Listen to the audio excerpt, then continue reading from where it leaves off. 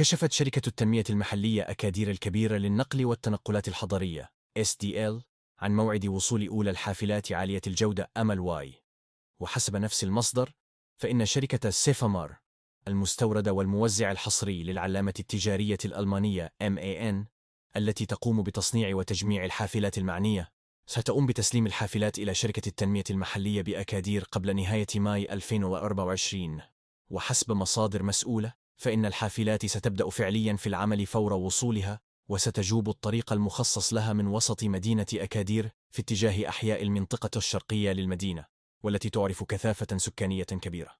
تجدر الإشارة إلى أن الخط الأول للحافلات ذات المستوى العالي من الخدمة يمتد على مسافة 15.5 كيلوم.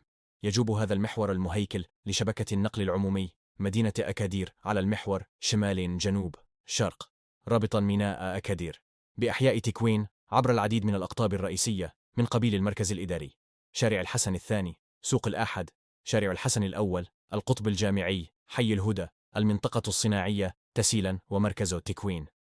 ومن مميزات مشروع الحافلات عالية الجودة بأكادير أنها ستسلك ممرات مهيئة حصرياً لحركة تنقلاتها، كما هو الحال بالنسبة لخط الترامواي، مع وضع أنظمة تضمن إعطاء الأسبقية لها عند مفترقات الطرق، وتمكينها من 35 محطة توقف بتصميم عصري وحديث، فضلاً عن 5 أقطاب للتبادل.